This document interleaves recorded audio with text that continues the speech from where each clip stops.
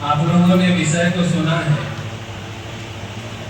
कि अध्यात्म क्या है। जब से शिव चर्चा की शुरुआत हुई, हम हो या आप हो जुड़े हैं शिव चर्चा से, तो शिव चर्चा का जब शुरुआत हुआ था तो उस समय में कहा जाता था कि भारतीय अध्यात्म के सिंहावलोकन से, शिष्यानुभूति की प्रथम लाइन, भारतीय अध्यात्म के सिंहावलोकन से यह स्पष्ट होता है कि महादेव गुरु हैं, जगत गुरु हैं और लोगों को ज्ञान देने का काम करते हैं। यानी हमारा आपका जो देश है वो आध्यात्मिक देश शुरू से ही है।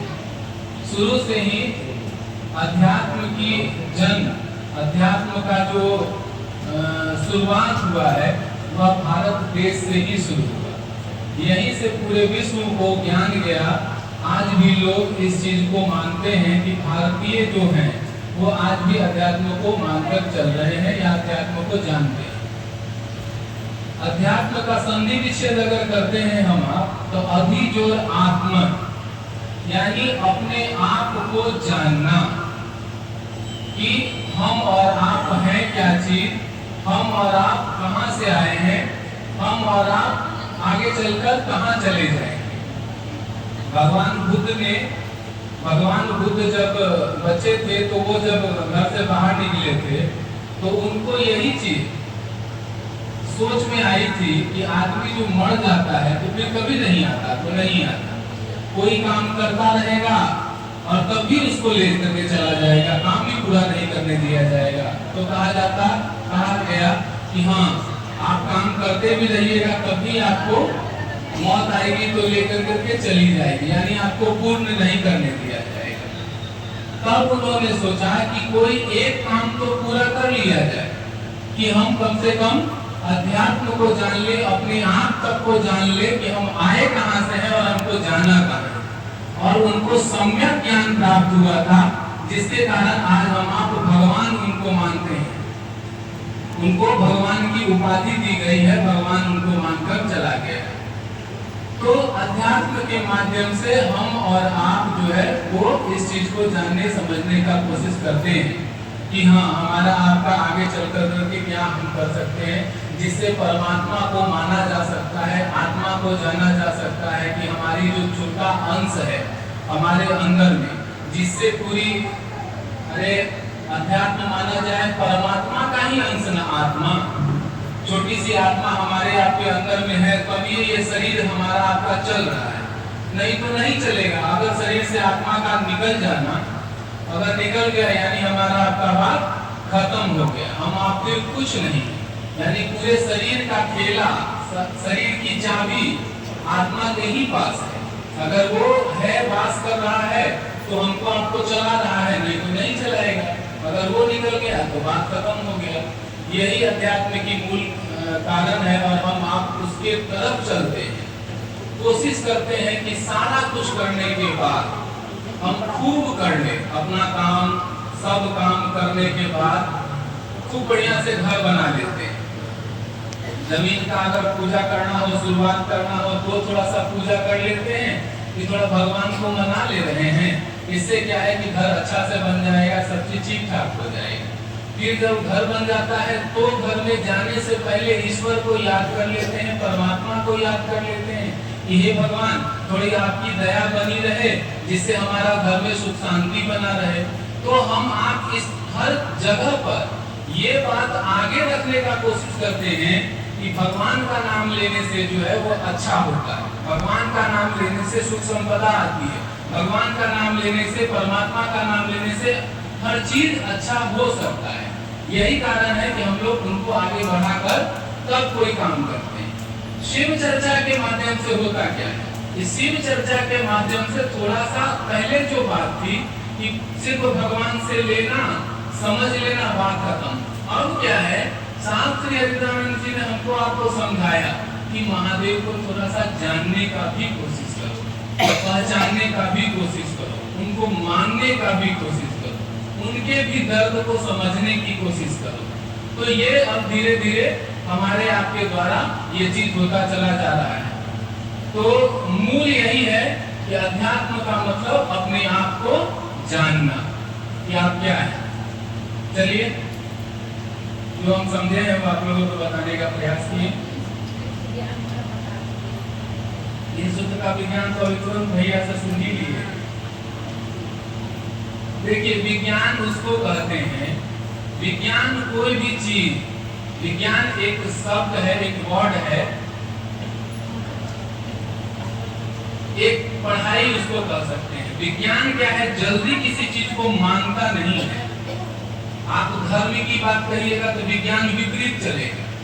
विपरीत मतलब उल्टा चलेगा कि कहाँ है भगवान, दिखाओ जरा हमको। तो विज्ञान क्या है, साक्ष्य पर निर्भर करता है। आपसे साक्ष्य मांगेगा, सत्यता मांगेगा। अगर आप कहेंगे कि भगवान है तो विज्ञान कहेगा प्रमाणित कर करके। विज्ञान का ये चीज है कि आपको प्रमाणित कर करके देना पड़ेगा। उसी तरीके से तीन सूत्र का विज्ञान, तीन सूत्र जो साहब श्री हरिरानंद जी ने दिया वो प्रमाणित है। इस चीज का प्रमाण है कि तीन सूत्र के माध्यम से आप महादेव गुरु को पा सकते हैं, महादेव गुरु तक आप पहुंच सकते हैं। तीनों सूत्र आपको वही चीज कराता है। जैसे दया मांगते हैं हम, दया एक तरह से साहब श्री हरिरानंद जी ने शोध कर करके दिया है। किसी भी चीज का अगर कोई चीज बनती है तो पहले उसका शोध किया जाता है। अगर कोई दवाई बनती है तो डायरेक्ट आदमी तक नहीं पहुंच जाता, पहले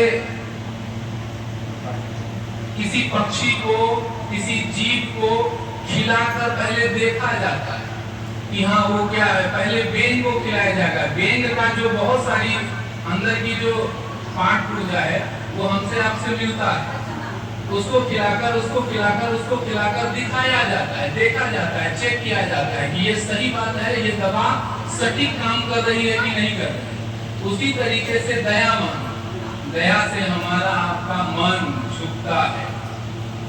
मन अपने आप, दया मांगने का मतलब क्या समझते हैं, जो कहीं नहीं झुक रहा, किसी से नहीं मांग रहा और वो दया मांग रहा है। किसी के पास हम झुकते नहीं हैं, आप झुकते नहीं हैं, लेकिन महादेव के पास आप झुक रहे हैं, आप विनम्र हो रहे हैं कि दया कर दीजिए सरकार, हम आपके पास आए हैं, ये शिव आप मेरे गुरु हैं, मैं आपका शिष्य हूँ, मुझ शिष्य पर दया करते हैं। इसका मतलब कि आपका मन झुक रहा है, आप झुक रहे हैं। ये आपका विज्ञान यानी अंदर से जो ज्ञान आ रहा है वो आपको समझा रहा है कि झुकेगा तभी यहाँ मिल सकता है। चर्चा तभी हम आप कर पाएंगे जब आप शिव के करीब होंगे, शिव को जानेंगे, शिव को पहचानेंगे। अरे महादेव का बात के लिए तो शास्त्र पुराण कह रखा है कि कितनों कागज बना दीजिए, समुद्र को सियाही बना दीजिए, फिर भी महादेव का गुणगान नहीं लिखा जा सकता। महादेव की अवधारणा नहीं लिखी जा सकती। महादेव के बारे में सही सही सटीक अनुमान कोई एक आदमी आज तक नहीं दे सकता। चाहे वो कितने बड़े साधु, कितने बड़े संत, कितने बड़े महात्मा, कितने बड़े कोई क्यों ना हो, सब अपनी अपनी अनुभूति के आधार पर आपको बता सकते हैं। अपने अपने सम्यक ज्ञान के आधार पर हमको आपको बता सकते हैं कि महादेव ऐसे हैं। महादेव का वर्णन जितना किया जाए उतना कम है। तो ये चीज हम आप कभी कर सकते हैं। और नमः शिवाय का प्रणाम, नमः शिवाय का प्रणाम जब भी हम आप करते हैं, आप करिए, मन से करिए, बेमन से करिए, जो मैंने अनुभूति किया है। नमः शिवाय का प्रणाम महादेव को ही लगेगा, क्योंकि हम प्रणाम ही महादेव को कर रहे हैं, तो जाएगा क्या। भले ही हम खाना बना रहे हैं लेकिन नमः शिवाय से प्रणाम कर रहे हैं। भले ही हम झाड़ू घर में लगा रहे हैं, साफ सफाई कर रहे हैं, लेकिन नमः शिवाय कर रहे हैं। आप अपने बेटा को रे कर करके बुलाइए या बउआ कर करके बुलाइए, प्रेम से बुलाइए या बेमन से बुलाइए। हाँ, थोड़ा उसका अंतर होगा, मन से और बेमन से में थोड़ा अंतर हो सकता है, लेकिन आपका ही बउआ आएगा, आपका ही बेटा आएगा, दूसरे घर का बेटा नहीं आ जाएगा। तो उसी तरीके से नमः शिवाय का प्रणाम जो है वो हमको आपको परिणाम देता है। आप जिस मनसा से, जिस इच्छा से करिएगा वो परिणाम देगा। तो ये तीनों सूत्र का जो विज्ञान है वो इसी पर आधारित है कि आपको शिष्य बनाए, आपको महादेव का चेला बनाए, महादेव का आदमी बनाए। और ये एक निष्ठता कि हाँ महादेव का आदमी, महादेव का चेला होना, अगर आपके मुंह तक भी अगर है, मुंह में भी है कि मैं महादेव का चेला, मैं महादेव का आदमी, मैं शिव गुरु का चेला, अगर इतना आप बोलते हैं तो ये कम बात नहीं है। अच्छे अच्छे समय में देखा गया है, अच्छे अच्छे पुराने आप पढ़ करके पुराना समय उठा करके देख लीजिएगा, महादेव का चेला होना कम बड़ी बात नहीं है। ये तो साहब श्री हरिंद्रानंद जी हैं, उनकी महानता क्या कही जाए, उनके बारे में क्या कहा जाए कि उन्होंने हमको आपको दे दिया कि कोई भी आदमी बना सकता है। हमको आपको ये सर्टिफिकेट दिया कि आप भी दूसरे लोगों को महादेव का चेला बना सकते हैं, आप भी महादेव का चेला बनाने का हकदारी है, आप भी बना सकते हैं। तो क्यों? क्योंकि उसका सूत्र आपको पता है, उसका विज्ञान आपको पता है। विज्ञान मतलब महादेव गुरु को गुरु बनाने का जो विज्ञान है, यानी तीनों सूत्र से ही शिव से लोग जुड़ सकता है। यानी जो विज्ञान है वो विज्ञान आपको पता है, आपको फॉर्मूला पता है। नहीं कहता है कि सांप के बिल में मंत्र जानता नहीं है, सुंदर क्या बोलते हैं, कैसे कहा? तो वही वाली बात आपको पता है, मंत्र आपको पता है कि आप शिव के शिष्य बना सकते हैं, खुद भी बन सकते हैं और लोगों को भी बना सकते हैं। यानी उसका हमको आपको फॉर्मूला पता है। एक जगह पर हम गए थे तो पूछा गया, बड़ी सुंदर सवाल था, बहुत सुंदर सवाल, कि अपने रिश्ते से जुड़े रहने के लिए सूत्र की जरूरत नहीं होती। अपने रिश्ते से जुड़ने के लिए कोई फॉर्मूला की जरूरत नहीं होती, आदमी अपने आप जुड़ जाता है। और भगवान से जुड़ने के लिए, गुरु से जुड़ने के लिए सूत्र की जरूरत है क्या? समझ रहे बात को? एक भाई का देखिए कितना बिजोर सवाल था कि महादेव को याद करने के लिए सूत्र की जरूरत, और अपने रिश्ता को निभाने के लिए, रिश्ता में अपनापन बढ़ाने के लिए कोई सूत्र की जरूरत नहीं। ऐसा काहे? ऐसा काहे के लिए?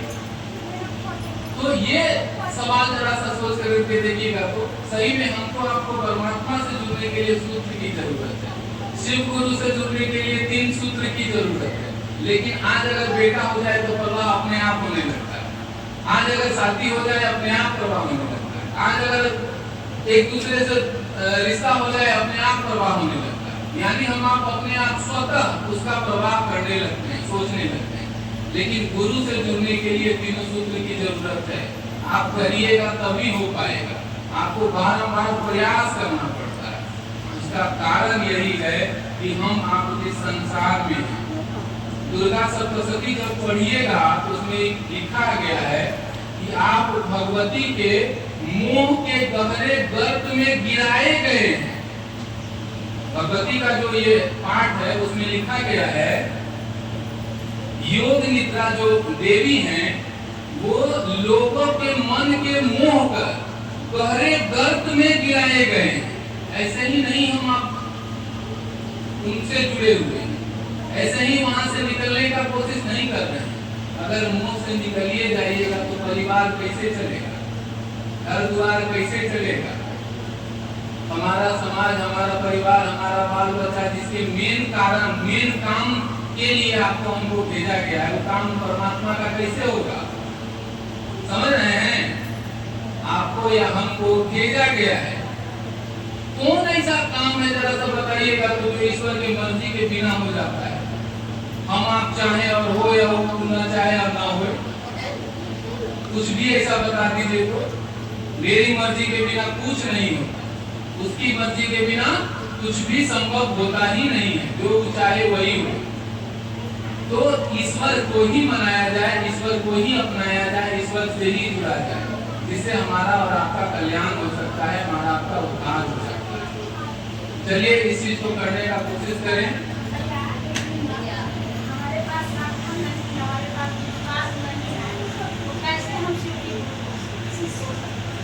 शिव चर्चा की पहली लाइन, हम लोग जब जुड़े थे महादेव गुरु से, शुरुआती दौर का बात बताते हैं, तो साहब श्री हरिनानंद जी ने का स्लोगन ही था, पहले जो महादेव की फोटो शिव चर्चा में आई थी तो उसमें सर महादेव का नहीं था, सिर्फ आशीर्वाद मुद्रा थी, पैर थी, इस तरीके का और फोटो आया था। उस समय में कहा गया था कि शिव चर्चा में अश्रद्धा अविश्वास की स्थिति में भी आप महादेव को अपना गुरु बना सकते हैं। यानी श्रद्धा और विश्वास जगाने का काम गुरु का है, मेरा काम नहीं है, आपका काम नहीं है। हम तो एकदम ऐसे ही हैं, हम तो तलाश में हैं, हम तो खोज में हैं, हम तो दुखी हैं, हम तो परेशान हैं, हम तो दर्द में हैं। तो दर्द में है तभी ना आपको गुरु बनाए हैं, तभी ना आपको खोज रहे हैं।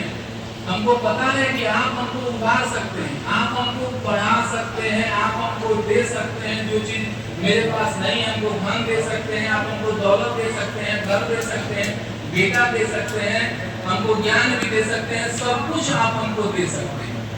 तभी तो हम आपके पास आए हैं, ऐसे तो नहीं आए। तो अश्रद्धा और विश्वास की भी स्थिति में आप महादेव को गुरु बना करके देखिएगा, वो श्रद्धा और विश्वास आपको अपने आप भर देंगे, अपने आप आपको पूरा कर देंगे और करते हैं।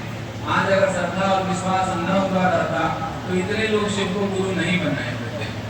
धीरे धीरे लोग अपने आप जुड़ते चले जाते हैं, तो उससे कोई दिक्कत नहीं है, विश्वास अपने आप आ जाता है। पहले लोग नहीं विश्वास करता था, हम ही 1 महीना तक हमको लोग जोड़ने के लिए कोशिश करता था। हमको डर लगता था कि महादेव को गुरु बनाएंगे तो पता नहीं क्या हो जाएगा, किसी दिन अगर दया नहीं मांग पाएंगे तो महादेव कहीं श्राप वाप दे देंगे, ऐसा मन में डर लगता था कि अगर नहीं होगा तो श्राप वाप दे देंगे तो बस हो गया। लेकिन धीरे धीरे जब महादेव से जुड़े, महादेव से दया मांगे, महादेव को प्रणाम करना शुरू किए, विश्वास जगा कि नहीं भाई महादेव तो सुनते हैं, महादेव तो काम करते हैं। और एक बात, अपने दिनचर्या में शिव को शामिल करिए। दिनचर्या कहने का अर्थ कुछ भी आप करते होंगे, कुछ भी, गाड़ी चलाने जा रहे हैं, घर में जा रहे हैं, नहाने जा रहे हैं, खाना बनाने जा रहे हैं, इधर जा रहे हैं, उधर जा रहे हैं, आप कुछ भी करते हैं अपने दिनचर्या में महादेव को शामिल कीजिए कि महादेव मेरे साथ, महादेव मेरे साथ खाना खा रहे हैं, महादेव मेरे साथ चलने जा रहे हैं, महादेव मेरे साथ ऑफिस जा रहे हैं, महादेव मेरे साथ ये कर रहे हैं, महादेव मेरे साथ वो कर रहे हैं। यानी अपने दिनचर्या में अपने गुरु को शामिल करना है। फिर देखिएगा धीरे धीरे अपने आप महादेव की ओर बढ़ जाएंगे, महादेव का चेला हो जाएंगे। आप आए हैं यहाँ चेला बनने, और साहब श्री हरिनानंद जी और महादेव हमको आपको जरूर चेला बनाएंगे, इसमें कहीं तो राय नहीं है। चलिए 3 सूत्र जो साहब ने ना नहीं प्लीज